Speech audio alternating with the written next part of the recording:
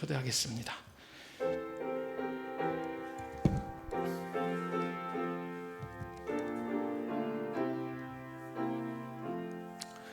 오늘 누가복음 11번째 시간으로 여러분들과 함께 말씀을 나누겠습니다. 가장 작은 그가 가장 큰 잔이라 라는 그런 제목으로 말씀을 함께 나누겠습니다. 오늘 본문 말씀을 보면 예수님 앞에 한 부모가 소리를 지르며 아들을 데리고 나아오고 있습니다. 그는 외아들로서 안타깝게 귀신에 사로잡혀 있었습니다. 본문 38절과 9절 말씀 한번 함께 보겠습니다.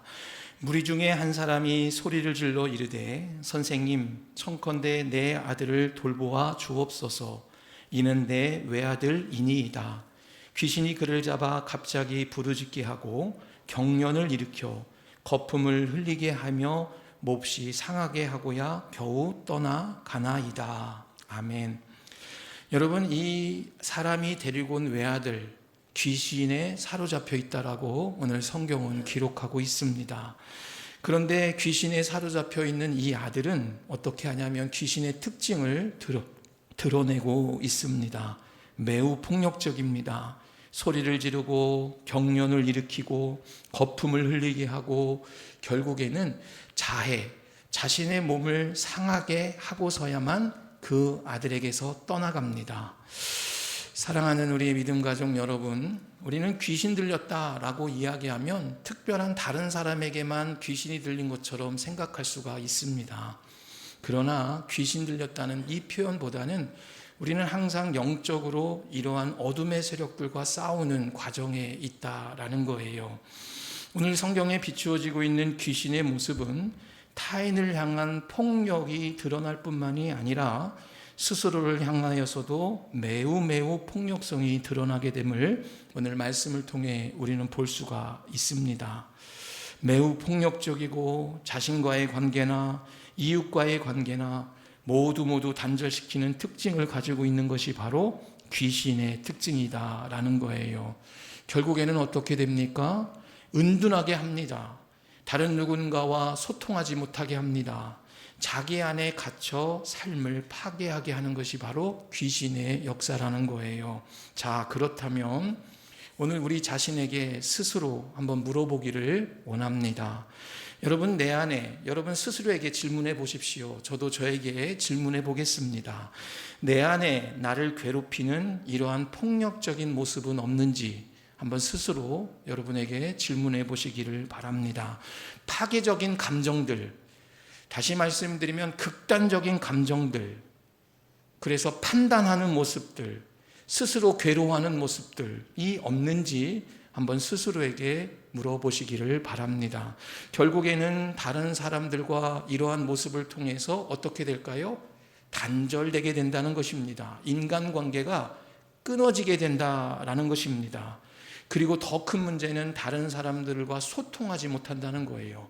내가 말도 하지 못하게 되고 그 말을 듣지도 못하게 되는 모습들, 결국에는 스스로 단절되고 오늘 어둠에 사로잡혀 빛으로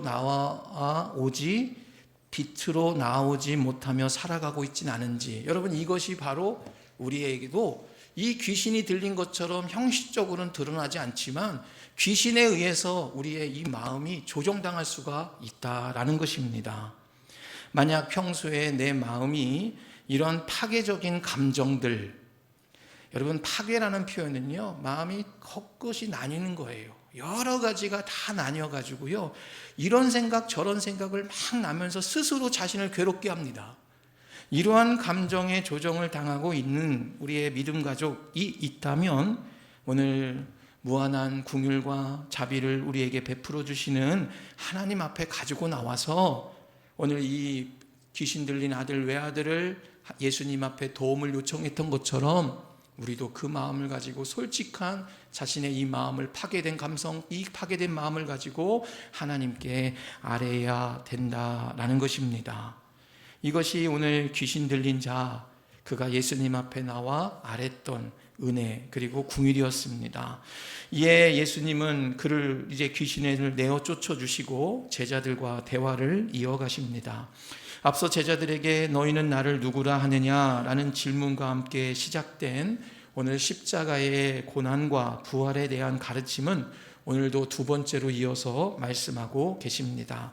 44절과 45절 말씀 함께 보겠습니다. 이 말을 너희 귀에 담아두라. 인자가 장차 사람들의 손에 넘겨지리라 하시되 그들이 이 말씀을 알지 못하니 이는 그들로 깨닫지 못하게 숨긴 바 되었음이라. 또 그들은 이 말씀을 묻기도 두려워하더라 라고 말합니다. 여러분, 예수님께서 십자가의 고난과 죽음을 제자들에게 알려주는데 제자들은 그것에 대해 아직도 깨닫지 못하고 있다라고 오늘 누가의 기자는 이야기를 하고 있습니다. 그 이유는 오늘 성경에서 깨닫지 못하게 숨긴 바 되었기 때문이다라고 말씀을 합니다. 아직도 제자들은 예수님의 이 십자가의 고난을 이해할 정도까지의 신앙의 수준이 올라가지 않았다라는 거예요. 그래서 그 뜻을 온전히 그들이 깨닫지 못하도록 성경은 숨긴 바 되었다라고 오늘 기록을 하고 있습니다. 그래서 그럴까요? 제자들은 오늘 말씀에 보면 말씀을 묻기도 두려워하더라 이렇게 표현하고 있습니다. 물어볼 마음이 없다라는 거예요. 그 뜻이 무엇입니까? 다시 한번 예수님에게 물어볼 마음조차 제자들은 가지고 있지 않다라는 것입니다.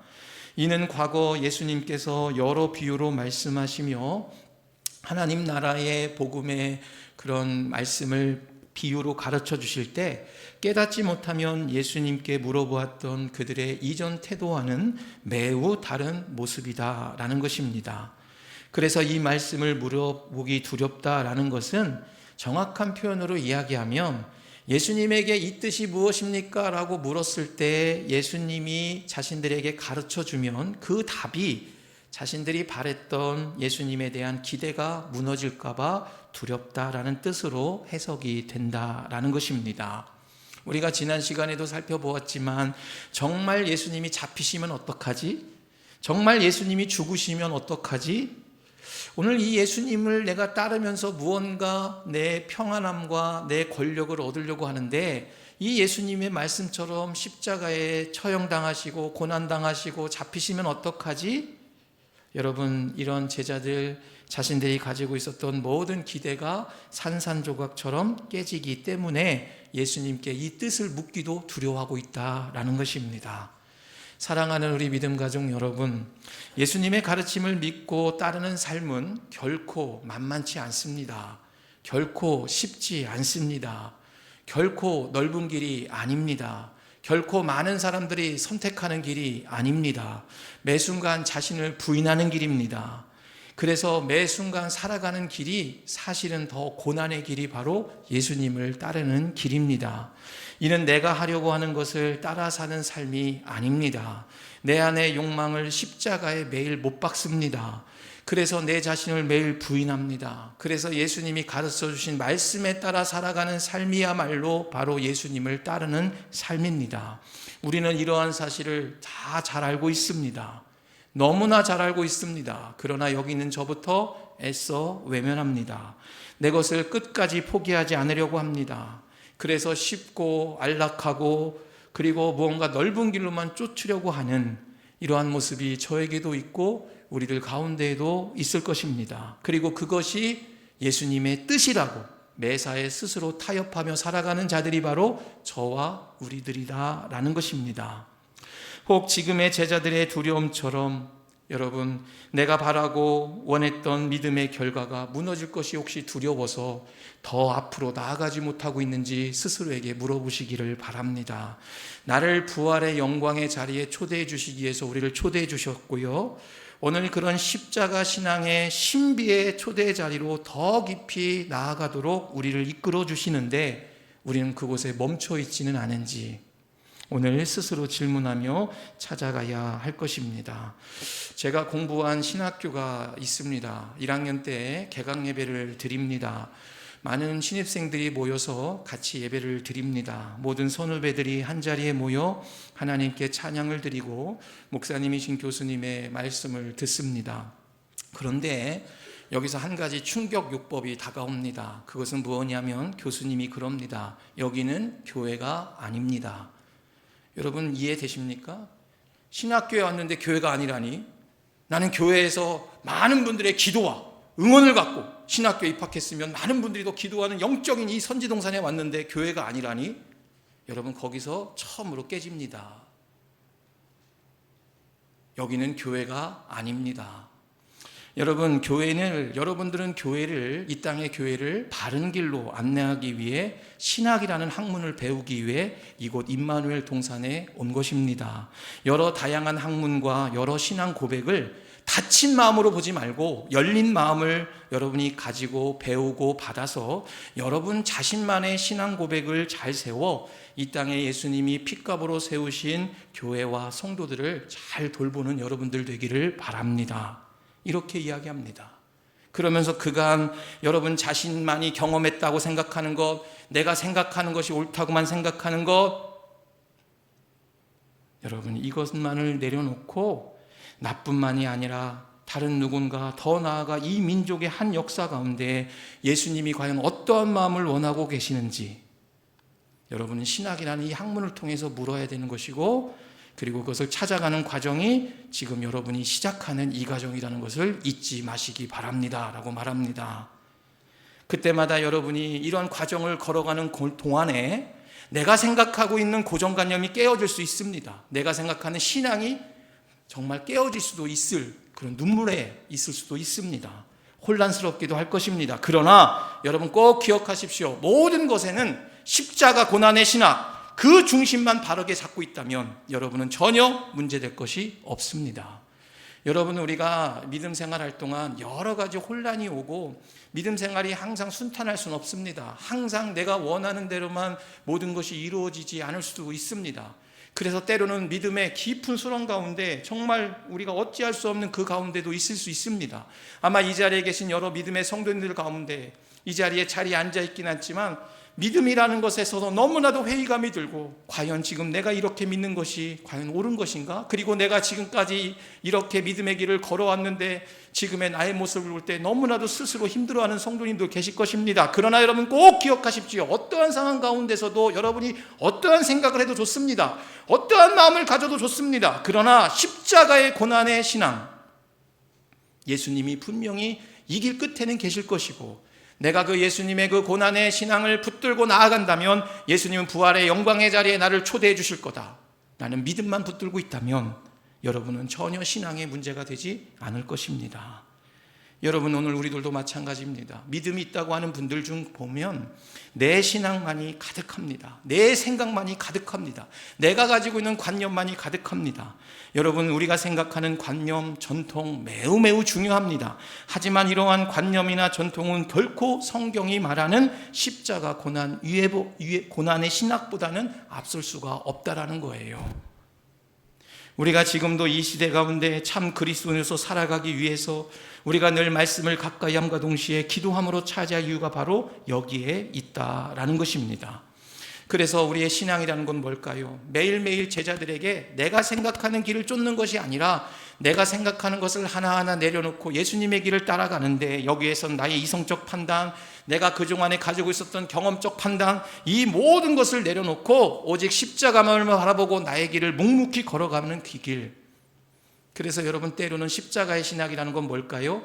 우리는 하면 된다, 긍정적인 마음을 갖고 하면 된다 라는 것을 가르치고 꿈꾸는 것을 넘어서 무엇을 우리에게 안내해야 될까요? 그것은 손해봐도 괜찮다, 바보같이 살아도 괜찮다, 그것을 십자가의 도를 세상에 드러내고 삶으로 증명하는 자들이 바로 우리라는 거예요.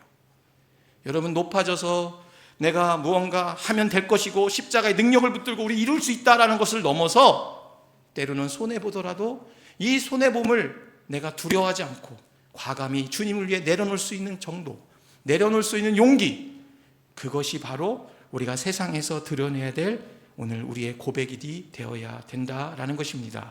이렇게 될 때 온전한 십자가의 길을 오늘 제자들은 깨달지 못하지만 걸어갈 수가 있다라는 것입니다.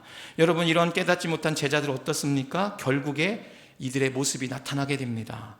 오늘 말씀에 보면 46절 볼까요? 제자 중에서 누가 크냐 하는 변론이 일어났다라고 말합니다. 여러분, 십자가의 죽음과 예수님의 고난의 가르침을 깨닫지 못한 자들에게 결국에 분쟁한다는 거예요. 싸우게 된다라는 것입니다. 왜 싸울까요? 그들은 기대했거든요. 무엇을요? 예수님께서 예루살렘으로 들어가셔서 왕이 되실 것이라는 기대가 차 있었기에 왕 다음의 권력을 차지하는 서로에 대한 논쟁이었다라는 것입니다. 지금 제자들은 예수님의 최측근으로서 무엇에 사로잡혀 있습니까? 권위의식에 사로잡혀 있었다라는 거예요. 40절 말씀 한번 볼까요? 당신의 제자들에게 내쫓아 주기를 구하였으나 그들이 능히 못하더이다 라고 말합니다. 여러분, 이 말은 귀신 들렸던, 외아들이 귀신 들렸던 사람이 예수님 앞에 데려왔을 때 예수님에게 처음 한 말이었다라는 것입니다. 여러분, 제자들은 이런 한 영혼에 대한 관심이 없어요. 무엇에만 관심이 있습니까? 오직 자신의 권위, 자신이 차지할 자리에만 관심이 있다는 것입니다. 무엇을 할 때요? 십자가와 고난의 신학, 예수님의 죽으심을 부인할 때, 관심이 없을 때 모습이다라는 것입니다. 여러분, 우리들도 마찬가지입니다. 십자가의 신학, 고난의 신학이 없는 교회는 우리 교회만 생각해요. 다른 교회가 아프던, 사회가 아프던, 세상에 어떤 관심이 없습니다. 우리 교회만 오직 잘 되면 됩니다. 우리 성도만 잘 되면 됩니다. 우리 가정만 잘 되면 됩니다. 여러분, 그러면 어떻게 됩니까? 도무지 하나님께서 이 하나님이 만드신 이 창조의 세계 가운데 일하시는 하나님의 놀라우신 신비와 역사를 경험하지도 못하고 바라보지도 못한다라는 거예요. 지금도 세상 곳곳에서 하나님께서는 여러 손길을 통해서 역사하고 계시고 구원을 이루어가고 계신데 그 일들이 얼마나 감격스러운 일인지를 스스로 깨닫지도 못하고 그저 내 눈앞에 보여지는 참깨 사리사욕에 빠져서 사는 모습들, 그것이 오늘 제자들의 모습이다라는 것입니다. 여러분, 이 말씀을 다시 한번 생각해 볼까요? 우리 마음 중심에 예수님의 십자가의 고난과 예수님의 십자가 길을 따라가는 이 부활신앙이 사라진다면 우리 마음의 믿음의 온전한 믿음이 아니라 우리 마음 가운데에는 인간의 더럽고 추한 욕망만이 남게 된다라는 것입니다. 지금 제자들처럼 말이죠. 여러분, 그곳에 예수님은 계시지 않습니다. 그러한 신앙, 교회 생활 아무리 예배 생활을 열심히 하고 교회에서 목회자로 여러 봉사를 해도 그러한 신앙에는 그 마음 가운데는요, 예수님이 계시지 않고 무엇만이 계십니까? 내 권리와 내 자존심만이 가득하고 있다라는 거예요. 여러분, 우리들은 늘 주님 안에서 우리가 신앙생활을 할 동안 여러분 스스로에게 오늘 한번 물어보시기를 바랍니다. 내가 하고 있는 일이 주님의 영광이 아닌 나의 의로움을 드러내는 일이 아닌지 오늘 우리는 항상 하나님의 일을 하면서 물어봐야 돼요. 내가 지금 하고 있는 것이 다 예수님을 위해 한다고 하지만 그것이 정말 내 의로움을 드러내려고 하는 일이 아닌지를 스스로에게 항상 질문해야 됩니다. 내가 하는 것이 예수님의 영광을 위해 하는 것인지 정말 나의 의로움을 드러내려고 하는 것인지를 스스로 물어보시기를 바랍니다. 그리고 여러분, 세상이 교회를 핍박한다고 하지요. 그런데 우리는 교회를 핍박한다고 했을 때 뭐라고 이야기합니까? 교회를 핍박한다, 교회 세상에 이런 많은 권력을 가진 자들이 교회를 핍박한다라고 이야기하지만 우리가 한 번 더 질문할 것이 있습니다. 무엇일까요? 세상이 우리를 핍박하고 미워하는 것이 과연 우리의 무례함 때문인지 아니면 예수님의 정말 십자가의 고난인지를 잘 분별해야 됩니다. 정말 세상은 말년에 우리 예수님께서 말씀하신 것처럼 우리를 핍박할 것입니다. 그러나 그 핍박이 과연 우리가 세상을 향해서 무례함을 먼저 했기 때문에 주는 핍박인지 아니면 정말 예수님이 마지막에 그 시대에 믿음을 지키기 위해서 받는 핍박인지를 우리 스스로가 분별해야 된다는 거예요. 세상이 교회를 핍박합니다 라고 이야기할 것이 아니라 그럼 과연 교회는 세상을 향해서 무엇을 했는지, 우리가 정말 세상을 향해서 빛과 소금의 역할을 감당했는지, 진짜 십자가 신앙을 가지고 가장 낮은 곳에서 세상을 비추었는지를 보아야 된다라는 것입니다. 여러분, 십자가 신앙은 세상을 향해 소리내는 것 분명히 우리들도 가져야 됩니다. 소리를 내야 됩니다. 그러나 오늘날 시대에는 어떤 시대일까? 오늘날 우리 그리스도인의 신앙의 진짜 신앙은 뭘까?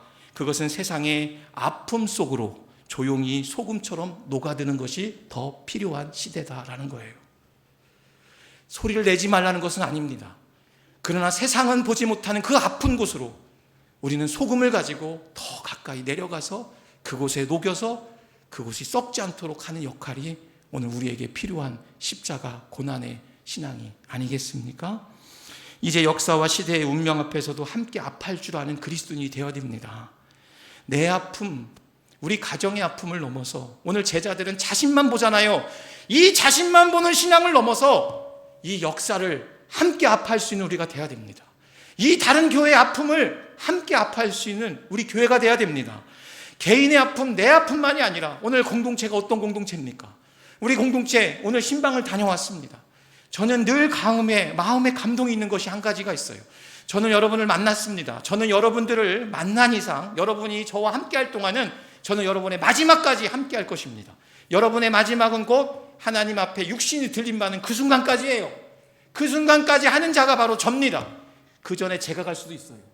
하지만 제가 여러분들에게 마지막으로 하나님께 기도드리면서 보내드리는 역할이 저라는 거예요. 그렇다면 여러분들도 그저 이 자리에 같은 공간에 앉아있는 것으로만 그치는 것이 아니라 오늘 내 가정, 내 자녀를 넘어서 우리 장로님, 권사님, 집사님, 성도님이 어떤 아픔이 있고 어떤 기쁨이 있는지 서로 알아가려고 하고 마음을 놓고 서로가 알아가면서 기도해 주는 모습이 정말 하나님께서 보호하시는 기뻐하는 믿음이 아니겠습니까? 함께 우는 것, 함께 웃는 것, 함께 아파할 수 있는 것, 이것을 우리가 알아가고 깨닫는 우리 개인의 믿음과 우리 공동체가 되어야 될 줄 믿습니다. 이것이 십자가의 신학과 십자가의 신앙을 갖고 주님의 고난의 길을 따라가는 제자들의 모습이어야 된다라는 거예요. 그래서 예수님은 오늘 답해 주십니다. 너희의 싸움의 해결 방안을 제시해 주십니다. 47절과 8절 말씀입니다. 예수께서 그 마음에 변론하는 것을 아시고 어린아이 하나를 데려다가 자기 곁에 세우시고 그들에게 이르시되 누구든지 내 이름으로 이런 어린아이를 영접하면 곧 나를 영접하며 또 누구든지 나를 영접하면 곧 나를 보내신 이를 영접함이라. 너희 모든 사람 중에 가장 작은 그가 큰 자니라 라고 말씀합니다. 여러분, 예수님은 싸우고 있는 제자들에게 이렇게 말합니다. 자신의 이름으로 어린아이를 영접하라 말씀합니다. 제자들은 자기네 권리와 자기의 큰 자리를 차지하기 위해서 예수님의 십자가는 생각도 안 하고 그 권리 앞에서 오늘 나의 이름으로 어린아이 한 명을 영접하라고 말씀합니다. 그리고 자신을 영접하면 하나님을 영접한 것으로 말씀하여 주십니다. 여러분, 예수님의 이 말씀을 저는 쉽게 여러분들과 나누고 싶습니다. 이렇게 해석하고 싶습니다. 너의 모든 것에 예수님이 이유가 되게 하라. 너의 모든 것을 예수님이 이유가 되게 하라. 다시 말씀을 드릴까요? 예수님이라면 어떻게 하실까? 여러분, 오늘 제자들은 계속해서 자기들이 그 권리를 찾아서 예수님의 가장 근 직거리에 있어서 예수님의 영광을 누리길 원합니다. 그래서 다른 사람은 필요 없습니다. 나 자신만 중요합니다. 그러나 나의 모든 삶에 예수님이 이유가 되게 하라. 제가 여러분들에게 한번 질문해 보겠습니다. 예수님이 이렇게 우리에게 질문할 수 있을 것 같습니다. 제자들에게도 말합니다. 너가 높아지려는 것을 예수님 앞에서 이유가 되게 설명해 보라. 예수님, 여러분 높아지려고 하시잖아요. 그럼 높아지려고 하면 예수님 앞에서 이유가 되도록 한번 여러분이 스스로 설명해 보십시오. 내가 돈을 많이 벌려고 합니다. 많은 부를 누리고 싶습니다. 예수님 앞에서 이유가 되게 설명해 보십시오. 나의 자존심이 있습니다. 내 이 자존심은 끝까지 포기 못하겠습니다. 내가 용서하지 못합니다. 내가 저 사람은 받아줄 수 없습니다. 라는 것을 예수님 앞에서 이유가 되게 설명해 보십시오. 여러분, 누구도 자신 있게 이런 물음에 대해서 대답할 수 있는 사람은 한 명도 없을 것입니다. 여러분, 그러하기 때문에 우리의 신앙이라는 것은 뭘까요? 끝까지 말합니다. 오늘 예수님이 모든 것의 이유가 되게 하는 거라는 것은요, 곧 자기 부인이라는 거예요. 여러분, 오늘 자기 부인만 이야기했잖아요. 그런데 보세요. 이 자기 부인과 반대는 뭘까? 오늘 자기 부인과 반대는 자기 증명이라는 거예요. 자, 예수님은 무한한 희생과 낮아짐, 그것을 통해서 자기 부인을 우리에게 완전히 보여주셨습니다. 그래서 모든 것은 예수님이 이유가 돼야 될 이유가 거기 있다는 거예요. 그런데 우리는 어떻습니까? 내가 가지고 있는 신념이나 목적을 관찰하기 위해서 오늘 제자들처럼 다른 사람이 필요 없습니다. 오직 그것만을 쟁취하려고 합니다. 이것은 자기 증명이라는 거예요. 우리는 믿음 생활하면서 과연 예수님처럼 절대적인 희생 가운데 있는 이 예수님의 자기 부인을 따라가고 계십니까? 아니면 자기를 매 순간 증명하는 것에 살아가고 계십니까? 이 두 길 가운데 우리는 매일매일 영적인 싸움을 하며 살아가고 있다라는 거예요. 사랑하는 믿음 가족 여러분, 이번 6주간을 우리는 살아갈 것입니다. 내 안에 혹여 매일매일 나를 증명하려고 하는 모습으로 서고 있지는 않습니까? 다른 사람의 아픔이 보이지 않고 나만 소중하고 나만을 생각하는 모습에서 벗어나기를 바랍니다. 우리의 신앙의 본질이 뭘까요? 신앙의 본질은 십자가의 고난과 십자가의 길이 신앙의 본질이 아니겠습니까? 이런 우리들이 하기 위해서 할 수 있는 게 뭘까요? 오늘 어린아이 한 명을 예수님의 이름으로 영접하는 그러한 것이 우리가 자기 부인으로 갈 수 있는 길이다라고 예수님은 말씀합니다. 우리가 예수님의 이름으로 가장 작은 자인 어린아이를 매일매일 영접해야 될 이유가 무엇일까요? 그것은 그 마음에, 오늘 그러한 마음 가운데, 오늘 우리가 자기 자신을 부인하는 그 가운데 예수님이 좌정하시고 그러한 자에게 예수님은 삶의 주인이 되어주시기 때문이라는 거예요. 자기 부인의 완성은 이제는 내 삶의 주인이 내가 아니라 주님임을 고백하는 것입니다. 그리고 그 고백을 넘어서 그것을 향해서 나는 나아가게 된다라는 거예요. 혹 여러분들 가운데 지금도 다 그렇지 않습니다. 우리가 다 자기 증명만 하고 있진 않아요. 저는 여러분들 어떤 믿음의 사람들을 보았냐면 매 순간 자기를 부인하며 고백하는 성도님들도 계십니다. 많습니다. 그리고 욕심이 없이 다른 누군가 비교하지 않고 주어진 자신의 삶에 참 만족과 감사로 영광을 돌리는 성도들도 많이 계십니다.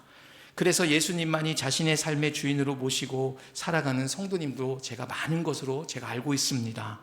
그런데 여러분, 이러한 나의 지금의 신앙을 갖고 있는 여러분들 가운데 이 모습이 당장은 소중하지 않은 것 같고 많은 열매가 없는 것 같지만은요, 여러분 그 가운데 분명히 예수님이 계십니다. 그리고 그 가운데 예수님이 삶의 온전한 주인이 되어주셔서 여러분을 이끌어 가시길 거기 때문에 여러분에게 주신 그 마음, 믿음의 선물을 여러분 변치 않으시고 잘 갖고 갈 수 있는 여러분들 되시기를 바랍니다. 늘 신앙이라는 것은 자기 부인이에요. 자기 부인을 하기 위해서는 예수님은 싸우는 제자들에게 어린아이 한 명을 영접하는 것, 아무것도 가장 힘이 없는 자를 영접할 수 있는 마음, 그것이 곧 자기 부인이다라는 것입니다. 우리 신앙의 순례의 길을 걸어갈 것입니다. 많은 사람들에게 인정받고 존경받는 자리 매우 중요하겠지요. 그러나 우리 신앙은 그러한 곳을 향해 나아가는 자들이 아닙니다. 예수님과 같이 작은 자에게 타인과 자신을 향한 무한한 자비와 긍휼의 마음을 소유하는 것이 오늘 예수님이 주시고자 하시는 축복이 아니겠습니까? 귀신은 자기 자신도 해치고 주위 사람들에게도 폭력을 행사해서 해칩니다. 여러분, 우리가 귀신 들렸다라고 했을 때 거대 귀신은 무엇을 말할까요? 오늘 우리 마음에 이러한 자기 부인이 없다면 우리는 드러나지 눈에 보여지는 귀신은 아니지만 우리의 삶이 십자가의 길이 아닌 오직 내 이름만 드러내고 자기 증명하는 길로 가려고 할 때 우리의 이 더럽고 추한 본성이 나와서 오늘 하나님의 그런 자기 부인의 신앙이 아닌 오늘 마귀, 귀신의 존재에 우리도 함께 동참하는 그런 삶을 살 수가 있다는 것을 우리는 경각심을 가지고 돌아보아야 될 줄 믿습니다. 늘 넉넉한 마음. 우리 정치인들 보면 어떤 생각 듭니까? 자기는 모르고 남에 대해서 비난만 하죠. 우리는 욕을 합니다. 그런데 그 정치인들의 모습이 저에게도 있습니다. 우리 모두에게 있습니다. 여러분, 그러한 모습은 없는지, 때로는 넉넉하고 때로는 다른 사람들이 와서 넓은 마음으로 내가 그들을 품어줄 수 있는 마음을 갖고 살아가는지, 때로는 지금은 손해보는 것 같지만 그리고 그 손해보는 길에 결국에 예수님이 초대해 주신 그 십자가 신비의 길로 그리고 영광의 길로 내가 바르게 걸어가고 있다라는 그 믿음을 갖고 오늘 주님의 길을 따라 나설 수 있는 우리 모든 믿음의 가족들 되시기를 바랍니다. 그러면 그곳에 내가 계획하는 것 넘어서 주님이 나의 삶의 주인이 되어주셔서 내가 감당할 수 있도록 힘을 주시고 때에 따라 공급해 주시는 은혜를 주님이 채워주실 줄 믿습니다. 그것이 바로 믿음입니다. 그리고 그것이 우리가 지향하고 우리가 따라야 될 십자가의 길임을 믿습니다. 가장 작은 그가 큰 자다. 여러분, 가장 작은 자, 자기 부인하는 자가 때로는 어리석은 것 같지만 가장 큰 자입니다. 세상은 자기를 증명하려고 하지만 우리는 자기를 부인하는 자들이에요. 나를 나타내는 것이 아니라 나를 드러내지 않는 자들, 나를 더 많은 사람들에게 힘을 내태하는 것이 아니라 내 힘은 없는 것 같지만 내 안에 계신 예수님을 통해서 세상의 작은 소금이 되어서 세상 곳곳에 스며들어서 세상에 그 부패되는 곳을 부패되지 않도록 서는 것, 이것이 바로 우리가 걸어갈 길이 아니겠습니까? 우리 모든 믿음의 가족들이 함께 이 일에 동참해 주시고 이번 한 주 그러한 믿음으로 승리하며 살아가시기를 주의 이름으로 간절히 부탁을 드립니다.